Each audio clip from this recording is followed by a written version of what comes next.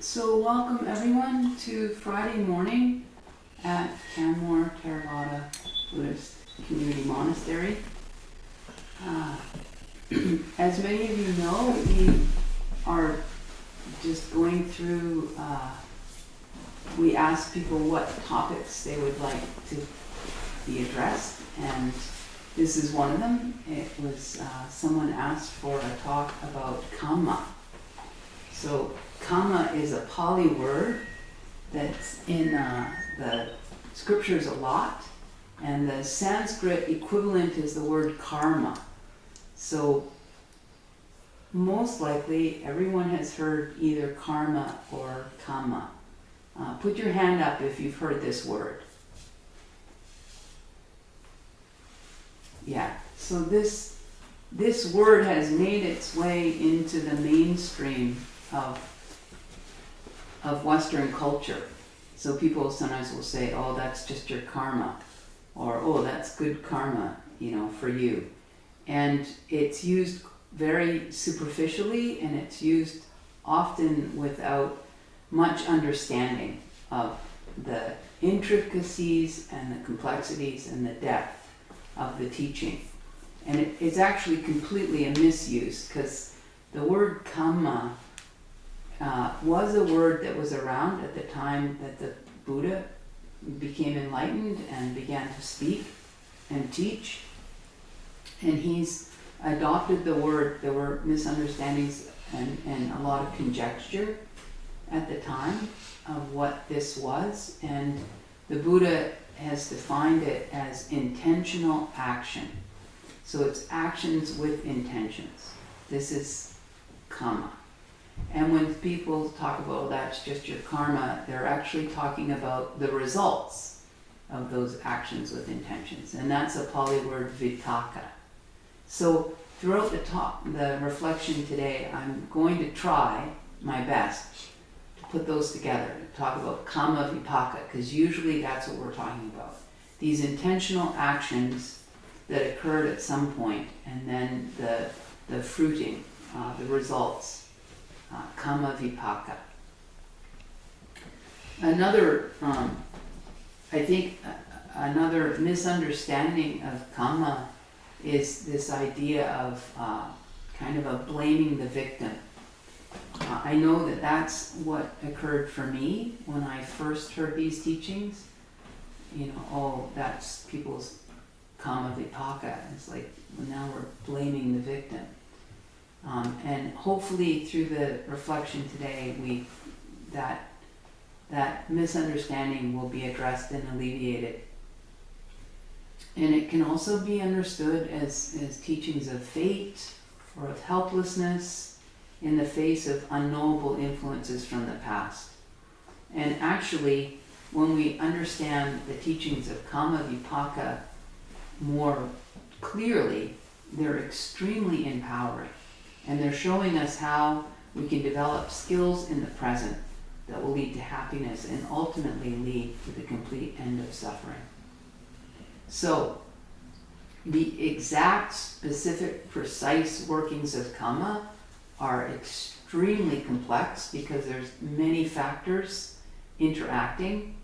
And so, the scriptures tell us, the Buddha tells us that to really understand the exact details of kamma is inconceivable. This is for the mind of a Buddha.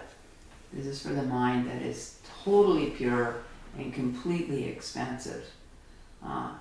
He says if we try and figure out the exact details and workings of kamma, that we'll get very, very frustrated, vexation, or we will go crazy. So we're not going to do that today. We're going to keep it more general. What the Buddha has, so that is in the numerical discourses in the Book of Fours, Sutta 77, where he talks about these four inconceivables. And the exact, precise workings of kamma is one of them. But what he has taught and explained is two things. One is that it's an absolute reality. It's an absolute truth, like the law of gravity. There is the law of kamma.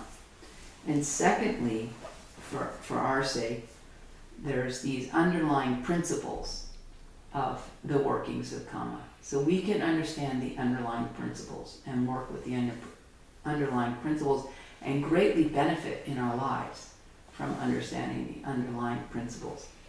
So to begin, actions with intention. The simplest place I thought to begin was with an image that the Buddha gives of these actions with intention, this Kamma, as being a seed. This is one metaphor that he gives, simile. And this is in the numerical discourses again, Anguttara 10, Sutta 104. And in that sutta he explains, that he gives an example of the seed of a bitter melon. And what he says is that one thing is that seed that's a bitter melon, so that's action with intention, and if it's a bitter melon, you get the inference that it's a bitter action. That will definitely, certainly not grow into a grapevine. And that's one principle. And the second is that it won't necessarily grow into a bitter melon. He says it will tend to grow into a bitter melon. And what he brings in there is that it's not this ironclad tit for tat, eye for an eye. It's not like I've at some point been very angry and hit someone across the face, so then later in my life, someone's going to get angry at me and hit me across the face. It's not like that. This bitter melon seed will tend to grow into a bitter melon. But there are other factors that interplay. There's the sun, there's the soil, there's the rain. And it's the same with all of our Kamma seeds.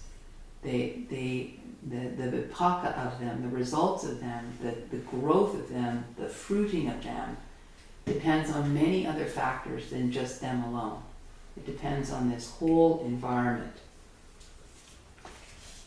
So then he goes on in another sutta, still in the Anguttara Nikaya, in the Book of Tens, in Sutta 92, and I'm drawing from that sutta, but this principle, this theoretical, this framework of the workings of Kamma, the Buddha gives in many places, many suttas. And that is something that's important. If something's said once in one sutta, it's like, if it's helpful, great, use it, but maybe don't build your whole life on it. But things like the Four Noble Truths, the Eightfold Noble Path, this principle of Kamma is said many, many times by the Buddha in many, many different contexts, in different settings. And it's written down many times. Then you can trust it. Pretty much, probably the Buddha did say this. So this is what he says about Kamma, the workings of Kamma, the framework, the principles. He says, when this is, that is. It's almost like a mathematical proof. When this is, that is. And when this isn't, that isn't. He goes on. From the arising of this comes the arising of that. And with the cessation of this comes the cessation of that. So you have these two principles working together always. And that is that there's immediate results from Kamma. When this arises, that is. An example would be when anger arises. There are unpleasant sensations that come with it, and there are often unpleasant consequences, and that it's immediate. Or when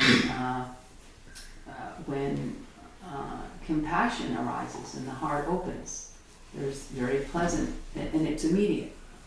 And this is how we know that I'm feeling compassion at this time. Because when the compassion is, that is.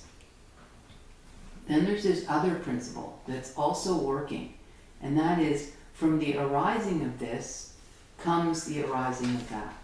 And so now we've got something that's not immediate, it's acting over time.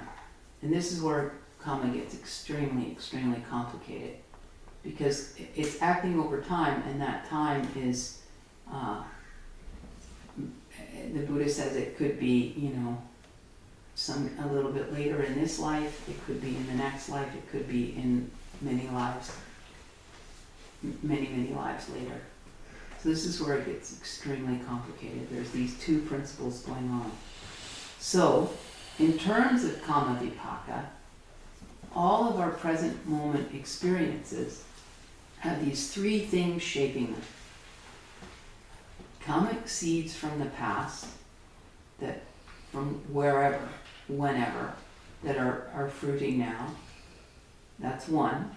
The second factor is the kammic seeds that we're generating right then and there in the present moment, which is our intentions. That's the second factor. And then the third factor is the immediate present moment vipaka of those present moment intentions. The first part of that principle, when this is, that is. So there are these three things happening all the time, every present moment experience. So the real practical thing for us in learning what the Buddha actually said about Kamma is this present moment intention. How important and how powerful that is. That's the sun and the rain and the soil, for whatever is going to fruit. So the more wholesome, the more clarity we can have about what our intentions are, and the more wholesome we can make those intentions, the better. And the Buddha actually says, it just not at all this one-to-one ironclad tit for tat. It's just not. So the Buddha gives a beautiful metaphor, still in the Anguttara Nikaya, in the Book of Threes, Sutta 101. He gives this metaphor of a lump of salt. And so the lump of salt would be the vipaka of some past karma in this metaphor. It's the results, it's the kamma fruiting. So that's the lump of salt. But what the felt experience of that lump of salt, what the taste of that lump of salt is, he gives this example. If that lump of salt is put into a glass of water, it's going to be pretty intense, the results of that past kamma. If that lump of salt is put in the river Ganges, it's barely going to register. So this is how important the environment that we are sort of epigenetics, the environment that we are allowing our mind to rest in. So the more wholesome that it is, the more we don't know what any of these past, well, we do some from our life, and this happens in meditation. I know for myself, when I first got to the monastery, I can remember telling the senior nun, my gosh, every single meditation is just like watching these movies of my life. And initially, many of them were from very young, and many of them were, rotten things that had happened to me. It was quite unpleasant. And then, as the weeks and months went on, it became more and more rotten things I had done that I had forgotten. You know, times that I had been like really a bully in elementary school, or very unkind, or very impatient with my children. You know, all of these, and this happens when as you're meditating, and it can be painful, but it's not a bad thing. It's sort of a cleansing, you know, making amends just internally. And I think that was an example of, you know, past karmic seeds that were fruiting, but then there was a very wholesome intention to not deny them, to understand them better, to metabolize them better.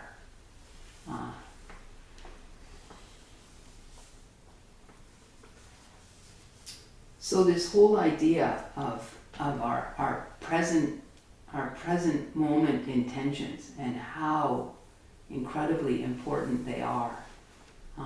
This is where the Buddha is instructing us to be alert, to be mindful, and to be ardent. He uses these three aspects, these three qualities of our attention are very powerful. And so the more alert we can be to just what is the mind doing right now? Incredibly important and useful. And the mindfulness is, these all bleed into one another. You know, the mindfulness has alertness in it. Obviously, you're aware of what you're doing, but you're also aware of what's wholesome and what's not wholesome. This is, you know, sometimes this is again what happens when you start to follow the Buddha's teachings and start to meditate. You begin to understand what is skillful, what is useful, what is wholesome, and what's not. Again, I know for me, when I early on was starting to meditate, you know, and other people might have experienced this, where some of my very, very, you know, mindless, careless, unskillful habits of mind and ways of speech and ways of interacting were diminishing. But there wasn't a lot of really skillful, wholesome things yet coming online, yet cultivated. And so I'd have situations with my children that were, at the time, they were older teenagers, and I was just sort of getting,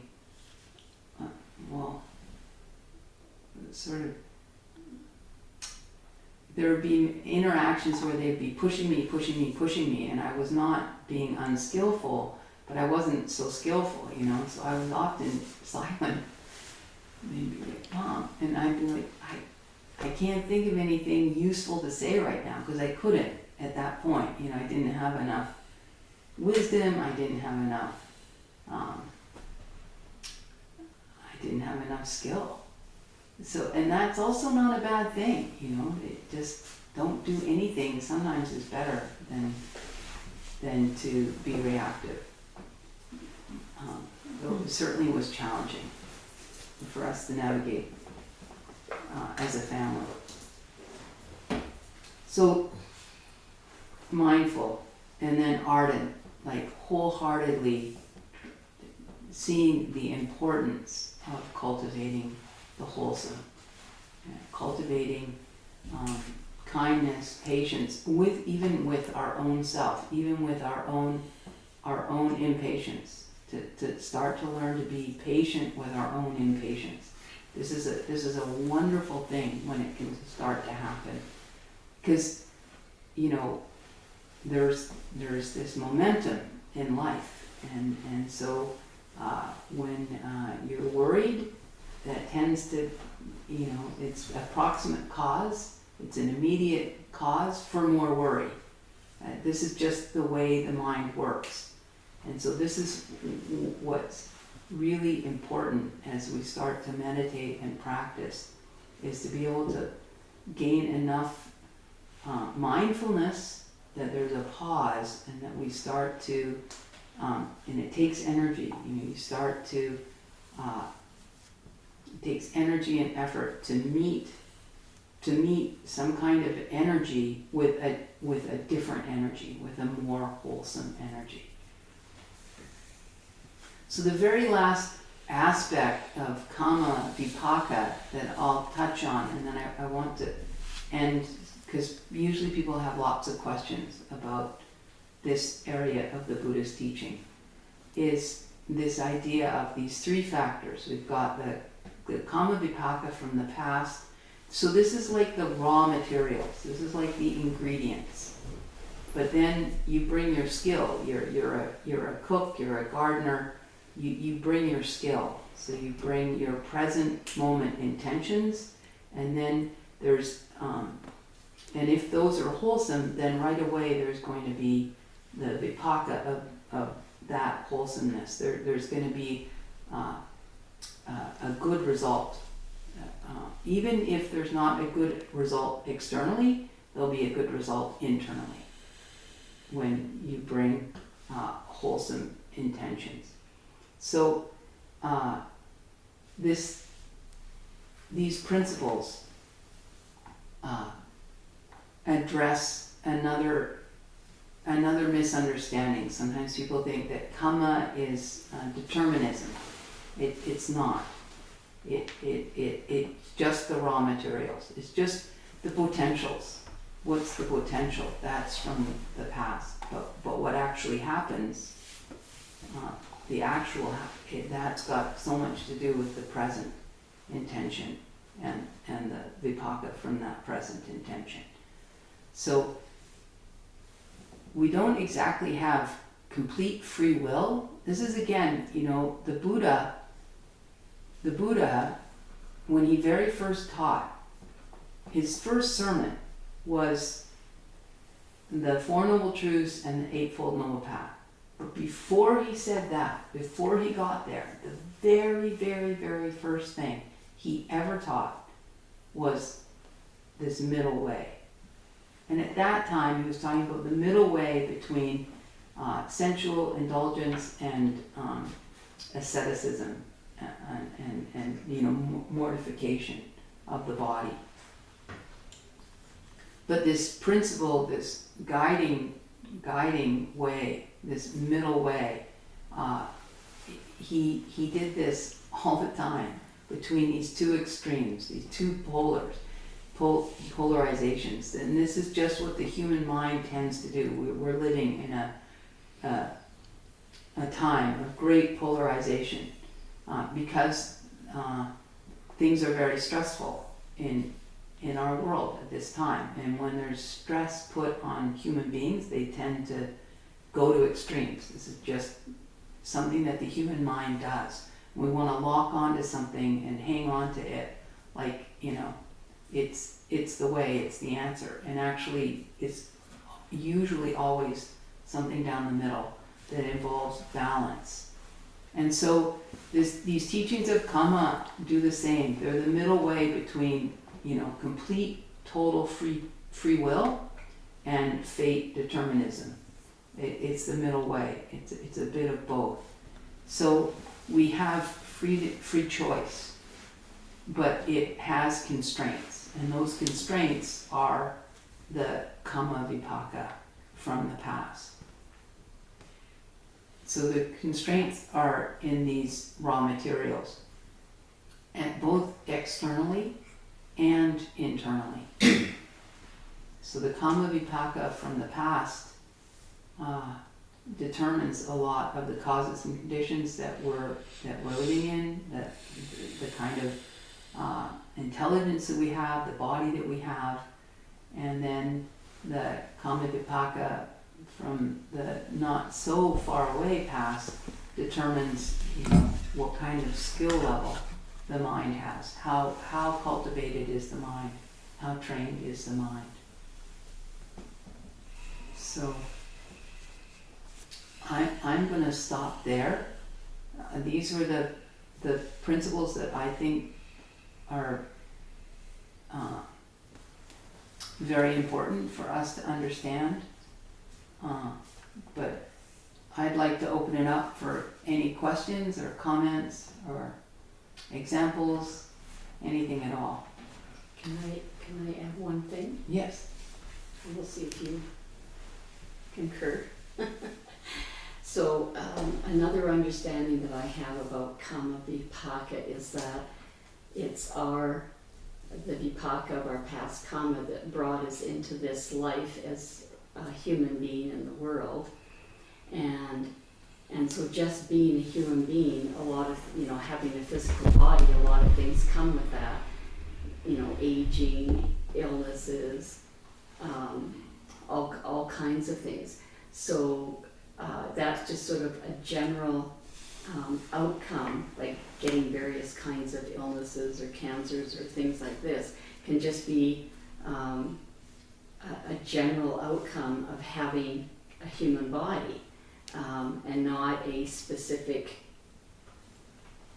result from something in the past. It's just that our general karma, our general vipaka brought us into this human life, and this sort of goes along with it.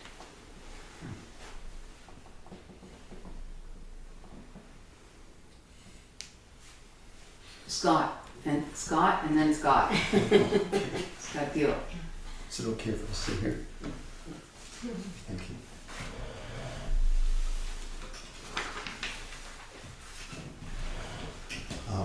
I was listening to the way that you explained. I loved the bitter seed analogy, and the way I understand it, the bitter seeds are common, either actions or intentions that you had in the past. Mm-hmm. And you said that when you first started meditating, that you would often recollect these experiences that were very bitter and painful. Mm-hmm. So I have an experience, not my own, but someone else's, that I wanted to pass on that's really similar to that. Mm-hmm. I was just up at the Bear Creek Music Festival in Grand Prairie, and I was at a workshop session.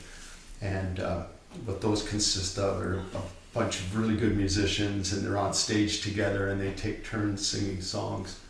And there was this guy named Vance Gilbert. He sang a song, and at the end of the song there was complete and utter silence, and then everybody, like 300-400 people, stood up and gave him a standing ovation. And what the song was about is something that happened to him in his childhood. So Vance Gilbert, he's a black man, and when he was in elementary school, he bullied another student along with everybody else. Mm-hmm. And he wrote this song called Black Rochelle. And in there he tells the story of how the bullying happened, mm-hmm. and how he didn't feel good about participating mm-hmm. in it, and he didn't defend the person that was being bullied, mm-hmm. and so on. So this is something that happened to him when he was 8 years old. Mm-hmm. And he wrote a song about it. So after the session, I managed to meet up with him, and I said, "So when did you write that song? Like, did you write it in your 20s when you started becoming a little more mature?" Mm-hmm. And he said, "No, I wrote it a couple of years ago." And I think he's probably in his 60s now. Mm-hmm. So to me, it just shows how powerful that is, that you can have these recollections of things that happened to you when you were really young, and you don't really deal with them until much, much later in life. So the guy's name is Vance Gilbert, and he's a genius. And beautiful. Yeah. Scott. Thinking of the karmic consequences of thoughts as opposed to actions. For example, if you hit someone, obviously that's bad intentional karma. But what about, I just want to hit him, you're thinking I want to hit him, but you don't. Is there some karma involved in that also? Absolutely, and you feel it in there's a karma vipaka. There's when this is, that is, you feel that. And then for later as well. And the Buddha says that there's a heavier Kamma. It's more, like a stronger seed if it's an action. It's not quite as strong if it's verbal, and it's not nearly as strong if it's a thought. So yes, our thoughts do have intentions, you're exactly right. But yeah, there's less weight to that Kamma when there's no action or even words said. It's lighter. I don't have a pseudo reference for that, but I can try and find it. Yeah. It's part of the gradual training, you know, we start with stopping, like throwing stones and hitting people, and then we work on our speech, not you know, having right speech, and then the final subtle thing is it's the mind. Yeah. So it's just, the Buddha sort of talks about it in the gradual training, and that's sort of the most subtle, the last the last frontier for us to change. Yeah.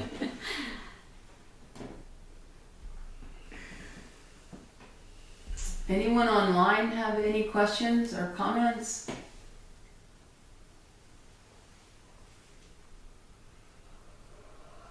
Yeah, Virginia?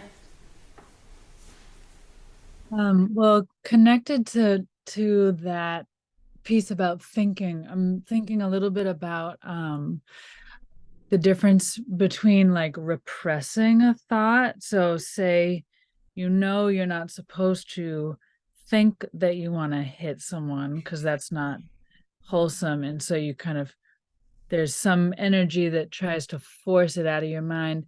And like that compared to what you were describing, which was really helpful, meeting that energy with a different energy. And so I'm just thinking about, it's so subtle, you know, it feels very like a refined difference, but really powerful. And I'm wondering if you repress it, you're basically just delaying it. Is that true? I think you're doing more than that. I think that you know, the whole path is based on truth. So we really need to get honest with ourselves. And if there's anger, you know, or the desire to hit someone, you don't, I mean, repressing it is, again, I think, meeting it with the same energy. You know, there's aversion in repression, and anger is aversion. So, yeah, I watch my daughter. She's done all this reading, and she's doing attachment parenting. Just talking a lot about being attuned with the child. And her children now are 6 and 4. But when I watch her, when she's resourced, I mean, I don't want to, she's not a saint, you know, she gets angry and impatient with the children. But when she's doing it the way that, you know, she wants to be doing it, and when she's resourced, and when you get to watch it, it's like watching good meditation. Because, you know, the child will be flailing around or reacting, and the first thing that my daughter does is she's attuned, and she validates that's what's happening. I see, yeah, of course you're upset. You didn't realize we had to do this now. You thought you were going to have more time to play with your Lego or whatever, you know. And I think that's the opposite of repressing. It's just honest. And there's some of it is very compassionate, because she's like understanding why that's happened. It's so beautiful. And just her, this is the example of meeting that energy with a very different energy. It's just an acknowledgement, a validation, and then, I mean, because this isn't appropriate. It's you know, you can't go through life bursting into tears because you have to put your coat on. Like, this is just not viable, you know? But a lot of us have stopped bursting into tears because we have to put our coat on because it was unaccepted. Because, and that's what we're dealing with now. Like all this, I'm not good enough, and a lot of shame, or anyway. But if it was actually mirrored, and then often my daughter will, offer choices. Like, here, you can hold your bear while we put the coat on, or I can help you, or do you want to do it by yourself, or does that answer your question, Virginia? Well, yeah, you're reminding me that it's not a neutral action. Repression is not it's not a neutral action. It's actually violent in a certain way, and Yes. really makes it worse. Yes. Adds to the unskillful karma. Yes. Yeah. Yeah, Yeah, and those are, oh, sorry, go ahead. we have a word for this. It's called spiritual bypassing. You have this idea of what a spiritual person is like, and then you try and act that way or pretend that you don't have these angry feelings or whatever. And what happens is you're just storing up a volcano that's going to erupt one day, and then it's going to be a mess. Yeah, and this is one of the tricky things with any spiritual path is this righteousness, and this idealism, and we all have to deal with it. I mean, we're all slightly idealistic. That's why we're on a spiritual path, and then, but the more real we can get with ourselves, and then the more real we can get with one another, the healthier, the more helpful. Like, I have just, getting real. It's a core value for me. And so I'm like there's an anagarika here training, and so I had this medical procedure on Wednesday where I couldn't eat until after it was done, and then, it was after when I'm only allowed to eat till the middle of the day. So yesterday, we got our meal, and I'm very, very hungry. And we always do this reflection looking into our bowl, and it's in Pali, and so I was a little bit disconnected from it. Like, if I had been doing it in English, of course I would have known what I was saying, and so it's one step removed. Anyway, in the middle of it, and Samimita had been away, and she brought back these gluten-free ginger snap, whatever, cookies. I had a bunch of them in my bowl. Anyway, so I'm chanting this Pali thing kind of by rote, super hungry, and I start planning what I'm going to eat first. It's terrible. And then, of course, I lost the plot and forgot where I was in the chant. Anyway, so of course, when it finishes, I tell Sarah, because it's very important to keep it real. And it's, I think, even more important for someone wearing robes, because people will tend to think that you're something that you're not yet. You just have an aspiration. Anyway. And I just, what we have to just keep doing is putting in the conditions, and we don't know when it's going to fruit, but we just keep putting in. And a beautiful thing I've been noticing in the last while for myself is like when I see people doing unskillful things, or what I call bad things, my mind before would always immediately go to judging. And but lately I've been noticing that it doesn't always do that it goes to compassion, thinking, oh, what's happened to them in their past, that they don't have a more skillful way of behaving or whatever. But it's not something I planned. It's not something I forced myself to do. It's just something that, I just noticed one day, I'm feeling compassion instead of thinking judgmentally. And so when these angry thoughts or whatever arise in our minds, we're aware of them. It's good. The Buddha always said to feel the pain of that, because then that helps us feel the hot coal and want to, just instantly drop it.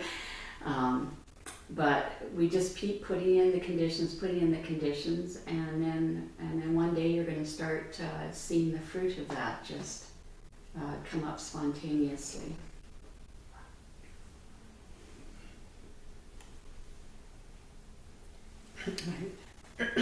With the accumulation of your past karma, with each rebirth, you don't know when they're going to come up, and if I'm trying to do something with intention, can my past karmas come up and sidejack that?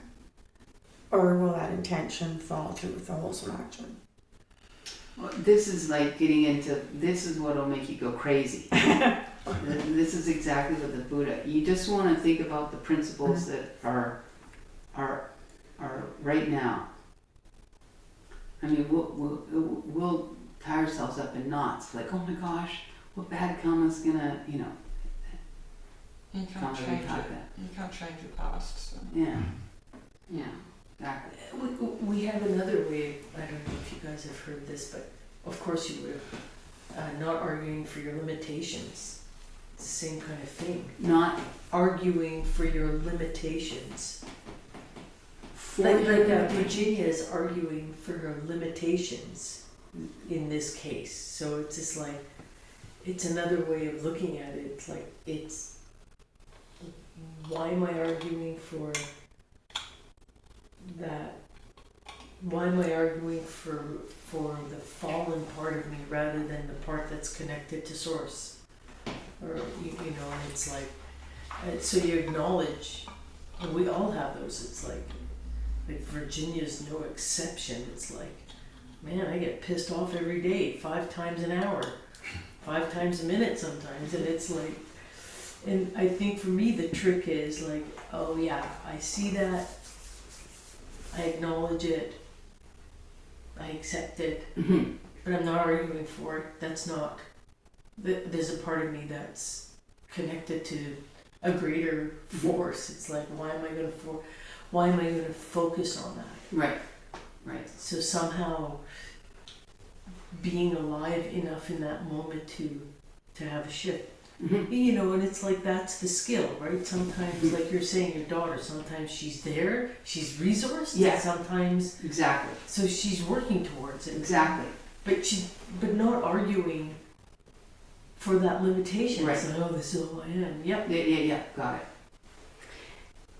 Yeah, I think, when Ayya said that we need to have compassion towards ourselves, so if we're feeling anger arising, if we have compassion towards ourselves in that moment, that's putting in the conditions so that eventually what's going to arise is compassion for the person that you're angry at, because you have compassion for whatever might have led up to their unskillfulness, if you're able to have compassion for yourself. Yeah.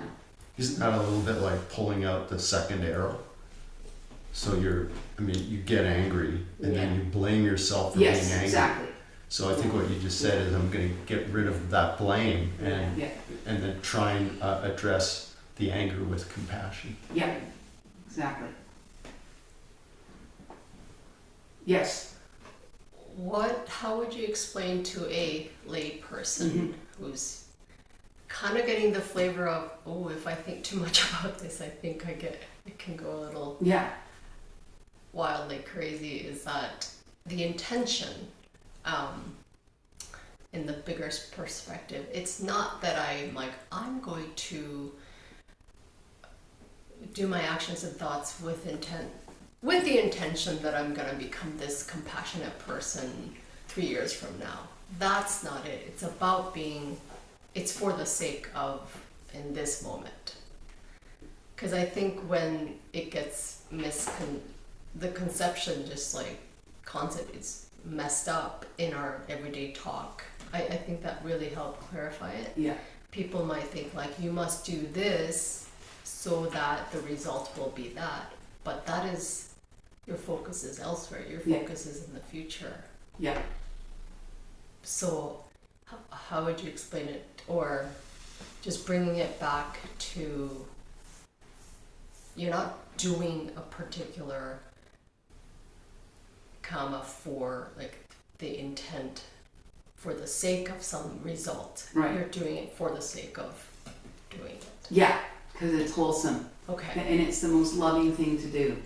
And it's the wisest thing to do. Exactly. Yeah. And you more and more and more are in the present moment. Okay. And yeah, that's exactly right. Okay. Yeah. And the Buddha even says that you know, you take the idea of Kamma vipaka on board as a working hypothesis. And the real takeaway, let me just say, the takeaways, okay? And we can end there. So the takeaways, I think, and also I much of this is based on a very short book by Bhikkhu Thanissaro, Ajahn Thanissaro. Anyway, so the takeaways: your actions are real, they come from your choices, they have results. And those results are determined by the intention behind the act. And those results follow patterns that shape both the present moment and the future, even beyond death. There are patterns underlying actions and their results. A central principle of those patterns is that your present actions determine whether or not you will suffer from the results of your past actions. So I think that's the most important. So a central principle of the patterns of Kamma vipaka is that your present actions determine whether or not you will suffer from the results of your past actions. In other words, we can respond to anything. I mean, the death of the person we love the most, you know, a cancer diagnosis, a chronic illness. We can respond to all of these things with a mind state that will greatly reduce the suffering. That's our capacity, which is exactly what Ronnie was talking about. Yeah. And so it's very empowering. It's very liberating. You actually realize, oh, I am responsible for my experience right now, and I can shape it. And then when you're suffering a lot, then you just do whatever you can to bring out more and more compassion for that suffering and the limitations that you're getting in touch with, and everything will be growing. Yeah. Okay, one more question, Nicole. It's not a question, but I had an experience. I went to Bali last year, and everyone there is just so lovely and so welcoming and giving. And coming from Canada, and I'm like in the serving industry, so a lot of our minds are like kind of tip-based, or what you're going to get from something. And then you go there and they're doing things for you, and I'm like, do you want a tip? Like, what? Like, is this the reason you're doing it? And they're like, no, that's not the reason we're doing it. And so I was kind of almost confused. It was such a different culture. And then I asked a taxi driver one day, like, why everyone was so lovely, so giving. And he talked about karma. And it was so beautiful because he said that everyone's lovely so that they come back in the next life better, or they're brought back in a better position. So it's not even like, what am I going to get from this in 10 years' time? It's like, what can I do on this life to then bring back a more positive life, which was, yeah, it was beautiful. They're really beautiful teachings. Yeah. Yeah. Oh, remember one. Yeah. What's that? Okay. It's September. Mhm. Forgot. So we'll end with a very short reflection on the first Brahma Vihara, loving kindness. May you be well. May you be happy. May you be peaceful. May you be loving. May you be calm. May you be safe. May no problems come to you. May no difficulties come to you. May no harm come to you. May you meet with spiritual success. May you have the patience. May you have the inner clarity, the determination, the strength, the courage, and the wisdom to meet and overcome the inevitable problems in life, to meet and overcome the inevitable difficulties in life, to meet and overcome the inevitable frustrations in life, and to meet and overcome the inevitable failures in life. May the whole of our hearts be filled with loving friendliness. May every cell of our bodies be filled with loving friendliness. May every level of our consciousness be purified by loving friendliness. May we build a healthy, happy aura of loving friendliness all around us, through which no evil thought, word, or intention, or any form of harm may penetrate, but from which loving friendliness may radiate in all directions, and may we be protected. May the merit of our practice be shared with all sentient beings, named and unnamed. Therese, Charlotte, Lise, Rona, Claire, Kirsten, Russell, Lorraine, Ariel, Fatima, Joe. Sujata. May all beings be well and happy. Thank you, everyone.